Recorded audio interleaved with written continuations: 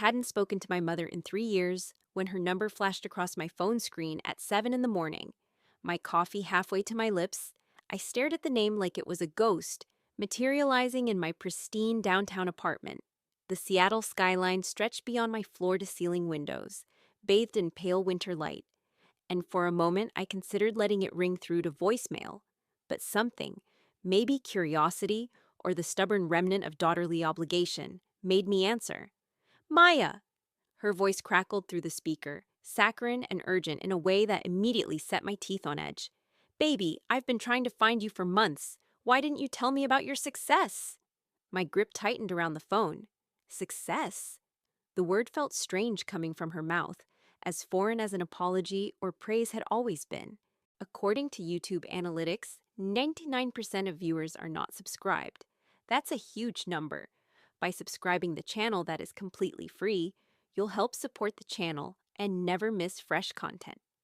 I'd built my software company from nothing, sleeping on a friend's couch while writing code until 3 in the morning, living on ramen and determination. When I'd needed her most, when I was 22 and terrified and trying to escape the suffocating dysfunction of home, she'd called me ungrateful for leaving. Now, 5 years later, after my app had been acquired by a major tech corporation for an amount that still made my head spin, suddenly she wanted to reconnect. How did you find out? I asked, my voice carefully neutral. It was in the business section of the newspaper. There was a photo of you at some conference, and the article mentioned the acquisition. She laughed. That tinkling sound I remembered from childhood, the one she used when she wanted something. My daughter, a millionaire. I always knew you were special, Maya. I told everyone how smart you were. The lies came so easily to her that I almost admired the artistry. She'd never told anyone I was smart. What she'd told them was that I was difficult, selfish, that I'd abandoned my family when they needed me most. What she'd really meant was that I'd refused to continue being the family's emotional and financial crutch, while my younger brother Ethan did whatever he pleased. What do you want, Mom? The pause stretched just long enough for me to know I'd hit the mark. Can't a mother just want to talk to her daughter? I've missed you, sweetheart. We all have. We? Me and Ethan. He's been having such a hard time, Maya. He's still trying to find himself. You know how it is at 24. He's been through 3 jobs this year, and none of them appreciated his talents. He's living with me again, and honestly, with my hours at the salon cut back, we're barely making rent. There it was, the real reason for the call. My brother, the golden child who could do no wrong, needed money. Again. Throughout our childhood, I'd watched him coast through life on charm and excuses, while I'd been expected to excel without support or acknowledgement. When he crashed Mom's car at 17, I was asked to contribute my college savings toward the repairs because we were family. When he dropped out of his 3rd college, I was supposed to understand that traditional education wasn't for everyone. When I'd needed a loan for my first apartment after college, she told me I needed to learn responsibility. I'm sorry things are difficult, I said, and I meant it in the abstract way you're sorry about any human suffering, but I can't help you. Can't or won't. Her voice sharpened. You have millions now, Maya. Millions. And your brother is struggling. He just needs a little support to get back on his feet. Maybe enough to pay off his credit cards and cover rent for a few months while he launches his business idea. He's thinking about starting a lifestyle brand on social media. He just needs the right equipment, a good camera, editing software. Mom, stop. I closed my eyes, steadying myself against the familiar guilt she was trying to weave around me like a net. Ethan is 24. He's had every advantage I never had. You paid for his college attempts. You bought him 2 cars. You've housed him, fed him, and made excuses for him his entire life. I'm not going to enable that. Enable? She spat the word like poison. Is that what you call helping family? I raised you better than this, Maya. I sacrificed everything for you kids. You sacrificed for Ethan, I corrected quietly. When I was his age, you told me I was on my own. So I made it on my own. And I'm not apologizing for that. You were always harder, more independent. Ethan is sensitive. He needs support. What he needs is to grow up. The words came out harsher than I intended, but I didn't take them back. I have to go. I hope you both figure things out. I ended the call before she could respond, my hands trembling slightly as I set the phone on the marble countertop. The coffee had gone cold. Outside, Seattle hummed with morning traffic, people heading to their jobs, their lives, their responsibilities. I'd built myself into someone who met deadlines, who led a team, who made difficult decisions. I wouldn't let guilt drag me back into the toxic pattern of putting out fires that others had set. But my mother wasn't done. Over the next 2 weeks, the calls multiplied like viruses. She tried guilt, claiming she'd made mistakes but deserved a second chance. She tried manipulation, saying Ethan was depressed and it was affecting her health to see him suffer. She tried anger, leaving voicemails about ungrateful children who forgot where they came from. She even tried flying monkeys, having distant relatives I barely remembered reach out on social media to lecture me about family obligations. Through it all, I stayed silent. I blocked numbers. I made my social media private. I focused on my work with the new parent company, on integrating my team, on planning the next phase of my career. At night, in my quiet apartment, I sometimes felt the old doubts creeping in. Was I selfish? Was I cruel for not helping when I could afford to? Then I'd remember being 16, working 2 part-time jobs to save for college while Ethan got the newest gaming console for his birthday. I'd remember my mother's face when I'd asked if she could contribute anything toward my tuition. The way she'd sighed and said she'd already spent so much on my brother's medical bills from his skateboarding accident, as if his recreational choices should supersede my education. I'd remember graduating college with honors, debt, and no family in the audience. No, I wasn't being cruel. I was simply refusing to participate in their dysfunction. The breakthrough came from an unexpected source. I was having lunch with Rebecca, my former roommate and still closest friend, at a waterfront restaurant when she casually mentioned seeing a social media post from someone we'd gone to high school with. Apparently, Ethan's been posting about his lavish lifestyle on Instagram, Rebecca said, scrolling through her phone. Look at this. He's at some expensive steakhouse, bottle of champagne on the table. Caption says something about celebrating success and living your best life. She turned the phone toward me, and there he was. My brother, wearing a designer jacket I recognized from a recent fashion magazine, grinning at the camera with that same careless confidence he'd always had. The post was 2 days old. According to my mother, he was destitute and struggling. Check out his profile, Rebecca suggested. I took her phone and scrolled. The account was public, apparently part of his attempt to build his lifestyle brand. The photos told a story quite different from Mom's narrative. Ethan at expensive restaurants. Ethan on a weekend trip to Vegas. Ethan showing off new sneakers that cost more than my monthly grocery budget used to be when I was starting out. The timestamps showed this had been going on for months. Where's he getting the money? I wondered aloud. Oh, that's the interesting part, Rebecca said. Keep scrolling. I did, and found a post from 3 weeks earlier. Ethan at what looked like a casino, chips stacked in front of him, the caption reading, "When you know how to play the game. Big wins tonight. More coming soon." He's gambling, I said slowly. Not just gambling. Apparently, he's convinced himself he has a system. One of my friends who follows him said he's been posting about poker tournaments and sports betting. Claims he's going to make it big. Rebecca's expression was sympathetic. Maya, I think your mom's been giving him money, and he's been gambling it away. That's why she needs more. The pieces clicked into place with sickening clarity. My mother had been feeding money to my brother's gambling habit, probably draining her savings, possibly going into debt, and now she wanted me to replenish the funds so the cycle could continue. They weren't struggling because of job loss or medical bills or any legitimate hardship. They were struggling because Ethan was pissing away money on delusions of beating the house, and Mom was enabling him just like she always had. I felt the anger then, hot and clean, not just for the lies, but for the assumption that I was stupid enough to fall for them, that I would hand over money I'd earned through years of sacrifice just so they could continue their toxic dance. What are you going to do? Rebecca asked gently. Nothing, I said, and meant it. Absolutely nothing, but the universe, it seemed, had other plans. The first crack appeared a week later. I got a call from Emily, a second cousin I'd always liked, one of the few family members who'd never pressured me about the estrangement. Maya, I thought you should know, she said without preamble. Your mom's been telling everyone in the family that you're heartless, that you're refusing to help Ethan even though he's sick. She's saying he has a medical condition that prevents him from working, and that you're letting him suffer. That's not true, I said evenly. None of it. I figured. But she's been asking other family members for money, using the same story. Aunt Linda gave her $2,000 last month. Uncle Pete sent 500. She's going to everyone. My stomach turned. Does anyone know what the money's actually for? No, but I can tell you where I saw Ethan last weekend. At a card room downtown, playing poker. He lost $300 while I was there, and he didn't look like it was his first time. I thanked Emily and sat with this new information. My mother was defrauding family members, using fabricated stories about my brother's health to fund his gambling addiction. It was worse than I'd thought. And somehow, I'd become the villain in their narrative.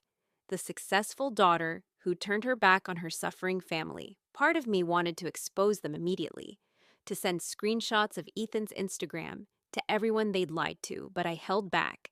Let them dig their own hole deeper. The truth had a way of coming out. It came out spectacularly 3 weeks later.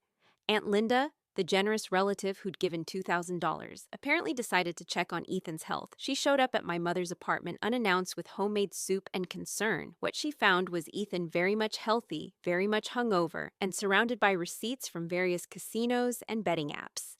When she confronted my mother, demanding to know what her money had really funded, Mom made the mistake of getting defensive and claiming that gambling wasn't a real problem, that Ethan was about to win big and pay everyone back. Linda didn't take it well. Within 24 hours, she'd contacted every family member she could reach and told them the truth. The dominoes fell fast. Uncle Pete demanded his money back. Other relatives who'd been approached but hadn't yet sent money shared my mother's request publicly, comparing notes on the different stories they'd been told. The family rumor mill, usually a weapon of destruction, became a searchlight, exposing every lie. And through it all, I said nothing. I didn't defend myself against the accusations that I'd abandoned my family. I didn't gloat about being vindicated. I simply watched from a distance as the reputation my mother had spent years building, the image of herself as a struggling single parent with a difficult elder daughter and a sweet younger son, crumbled under the weight of her own deception. The second wave hit when Ethan's credit card companies started calling. Apparently, he'd maxed out several cards at casinos, convinced that his next big win was just around the corner. When he couldn't make minimum payments, he'd open new cards, creating a house of cards that was now collapsing. He tried to declare bankruptcy, but the court process revealed the extent of his gambling, the money he'd taken from our mother, the loans he'd gotten under false pretenses. Mom lost her apartment. The landlord, tired of late payments and excuses, finally evicted them. They had to move into a tiny one-bedroom place in a rough neighborhood, the kind of place I'd lived in when I was starting out, and Mom had told me I should try harder. The irony wasn't lost on me. Emily kept me updated, not because I asked, but because she felt I deserved to know. Your mom tried to get a loan to cover Ethan's debts, she told me during one of our calls. No bank would approve her. She even tried one of those predatory lending places, but they turned her down too. Her credit's destroyed. And Ethan? Apparently, he's been court-ordered to attend gambling addiction counseling. He's working at a warehouse, loading trucks. First real job he's kept for more than a month, probably because violating his bankruptcy terms would land him in worse trouble. I felt a strange mixture of emotions hearing this. Not quite satisfaction, but something close to relief. They were facing real consequence, the kind that might actually force change. Not because I'd sought revenge or exposed them, but simply because their own actions had caught up with them. The final piece came 6 months after that initial phone call. My mother reached out again, but this time through a letter. I held the envelope for a long time before opening it, debating whether I wanted to let her words into my carefully constructed piece. The letter was different. No demands, no manipulation, just exhaustion written in shaky handwriting. Maya, I know I have no right to contact you. I know I failed you as a mother in ways I'm only beginning to understand. I'm not asking for money or help. I just need you to know that I see it now, what I did, how I favored your brother, how I made excuses for him, how I pushed you away while expecting you to always be there. I'm in therapy now, court-mandated because of the debt situation, and my therapist has helped me see patterns I refuse to acknowledge. Ethan is also in treatment. He's been diagnosed with gambling disorder, and he's working a program. He's paying back what He can, including to family members. It will take years. We both have a long road ahead. I don't expect forgiveness. I don't expect anything from you. I just wanted you to know that you weren't wrong. You weren't selfish or cruel. You set a boundary that I should have respected, and instead I tried to manipulate you the same way I'd been manipulating everyone else for years. You succeeded in spite of me, not because of me, and I'm sorry I never gave you the support you deserved. I'm proud of you, even though I have no right to be. I hope you're happy, Maya. You deserve to be.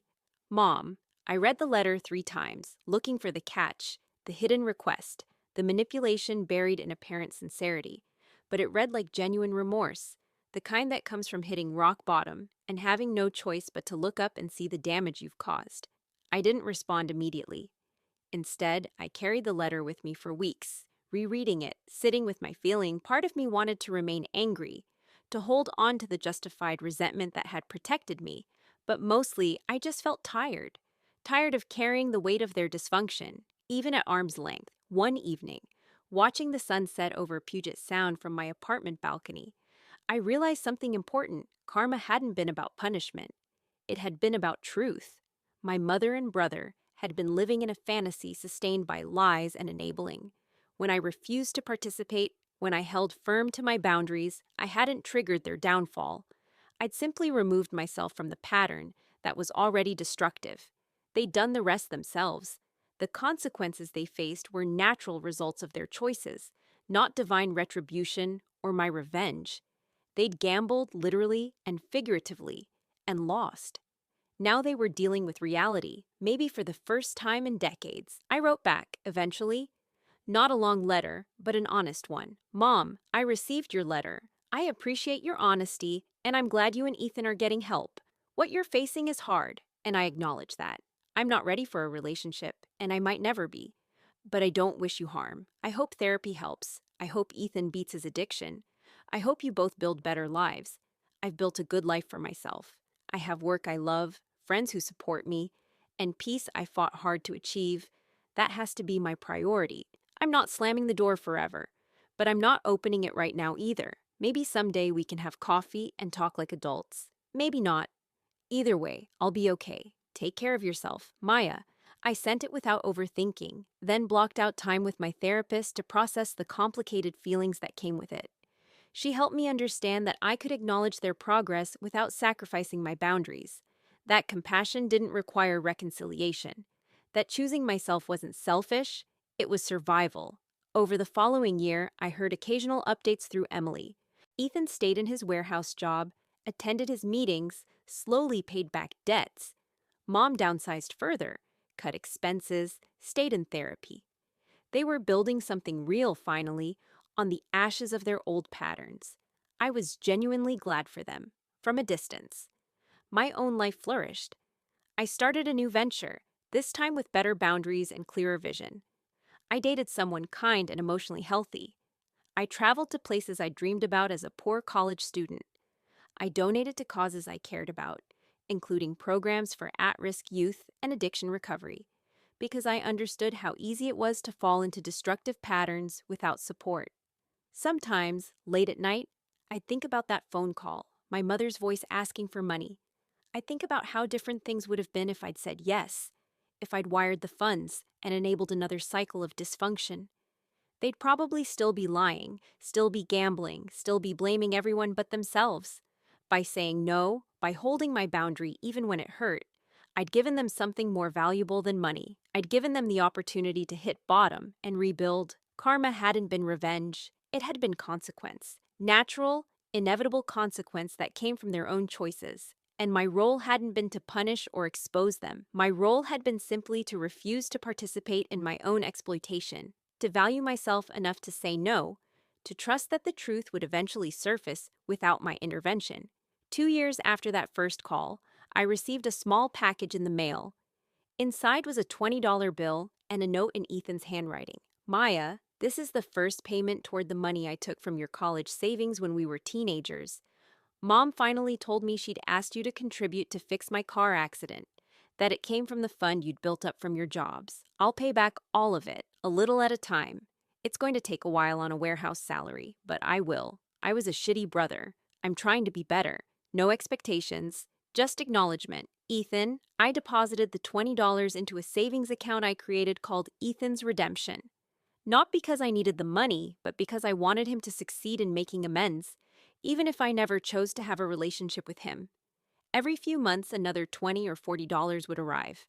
I deposited each one, watching the account grow slowly, evidence of someone actually taking responsibility.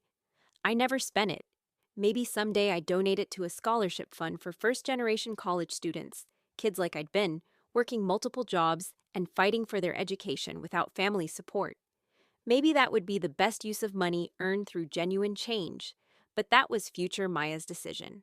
Present Maya was content with her choices, her boundaries, her hard-won peace. I'd learned the most important lesson of all.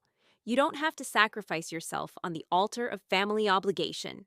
You don't have to light yourself on fire to keep others warm. You don't have to participate in dysfunction just because it's familiar. And karma? Karma isn't revenge. It's simply the natural consequence of actions. The universe's way of maintaining balance. When you live with integrity, hold firm boundaries, and refuse to enable destruction, you don't need to punish anyone. Life does that work for you, not through cruelty, but through the inevitable collision of choices and reality. I'd been tested and found that I was strong enough to choose myself. That was the real victory, the only one that mattered. Everything else was just details. Standing at my window watching Seattle's lights flicker on as dusk fell, I raised a glass of wine to the skyline, to my younger self, who'd clawed her way out of dysfunction, to the woman I'd become who knew her worth. I'd been called selfish, ungrateful, cruel. None of it had been true. I'd simply been unwilling to drown alongside them. And in saving myself, I'd inadvertently created the space for them to learn to swim. That wasn't cruelty. That was love. The tough kind that looks like abandonment until you understand that sometimes the most compassionate thing you can do is refuse to enable someone's self-destruction. I'd made peace with that. And in that peace, I'd found freedom. The story could have ended a dozen different ways. I could have given into guilt and funded their dysfunction. I could have publicly exposed them and destroyed their relationships. I could have carried anger and resentment for the rest of my life. Instead, I chose the harder path: boundaries, silence, and trust in the natural order of consequence. Karma had delivered justice not through my intervention, but through the simple truth that unsustainable patterns eventually collapse. I just made sure I wasn't buried in the rubble, and that, I'd learned, was enough.